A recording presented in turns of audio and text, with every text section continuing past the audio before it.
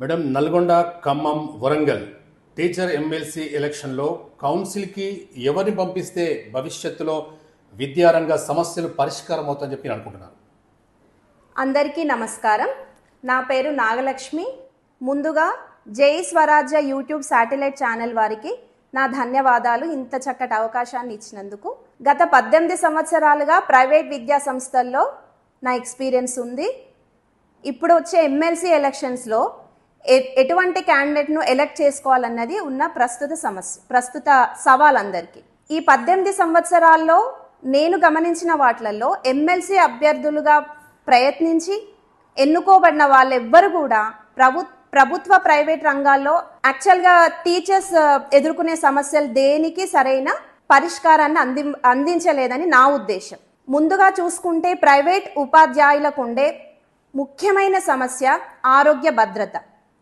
అటువంటిది చాలా private teachers నా కొలీగ్స్లో నేను గమనించాను. ఇద్దరు ప్రైవేటు ఉద్యోగులుగా పనిచేసే భార్యాభర్తలకు వచ్చే మొదటి సమస్య ఆరోగ్య భద్రత. 40 సంవత్సరాలు దాటిన తర్వాత తలెత్తే ఆరోగ్య సమస్యలకు ఫ్యూచర్లో మనం ఎలా ఎదుర్కోవాలనేది ఉండే మొదటి సమస్య. ఆరోగ్య భద్రత విషయమే కానీ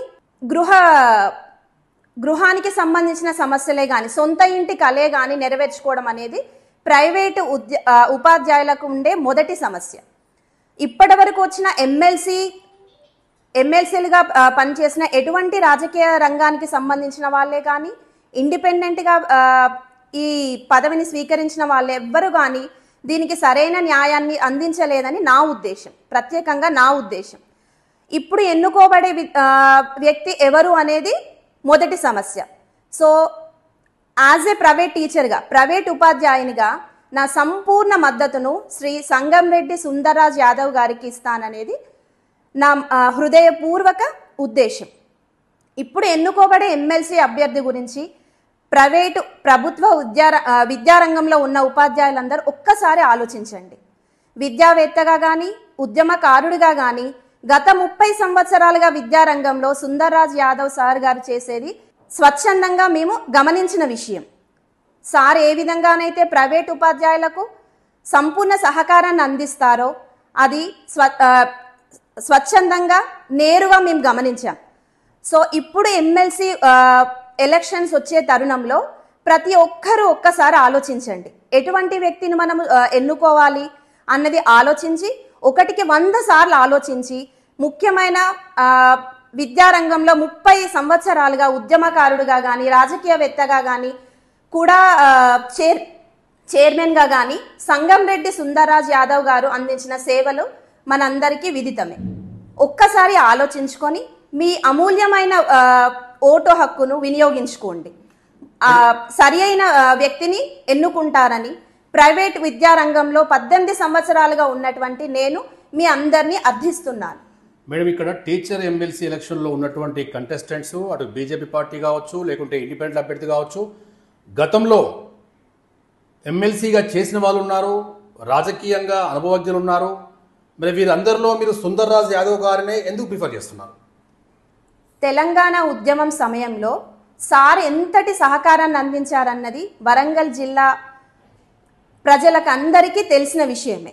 ఉద్యమకారుడుగా కానీ విద్యావేత్తగా కానీ విద్యారంగంలో సార్ అందించే సేవలే కానీ ఎటువంటి పదవీ వ్యామోహం లేకుండా ప్రైవేట్ ఉపాధ్యాయులకు తన వంతు సహకారాన్ని అందించాలని ఏకధాటిగా సుందర్రాజ్ యాదవ్ గారు ప్రయత్నిస్తున్న విషయం మా అందరికీ తెలుసు.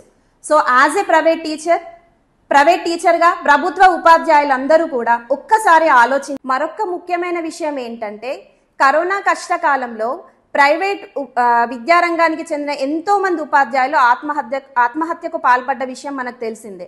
అటువంటి కష్టకాలంలో సార్ నిత్యావసర వస్తువులు పంచడమే కానీ పేద విద్యార్థులకు విద్యను అందించడంలో కానీ సార్ ఎప్పుడు ముందడుగు వేసే ఉన్నారు. అది నేను ప్రత్యక్షంగా గమనించిన వ్యక్తిని. అటువంటి కరోనా సమయంలో కూడా ఆన్లైన్ క్లాసెస్ నిర్వహించి ఉపాధ్యాయులకు వేతనాలు అందించిన గొప్ప రాజకీయ విద్యావేత్త శ్రీ సంగంరెడ్డి సుందర్రాజ్ యాదవ్ గారికి మీ సంపూర్ణ మద్దతునివ్వండి. సో ఇటువంటి ఉత్కంఠ పరిస్థితుల్లో ఎమ్మెల్సీ అభ్యర్థిగా ఎవరిని ఎన్నుకోవాలనే విషయంలో ఇంత చక్కటి సువర్ణ అవకాశాన్ని ఇచ్చిన జై స్వరాజ్ యూట్యూబ్ ఛానల్ వారికి నా హృదయపూర్వక ధన్యవాదాలు.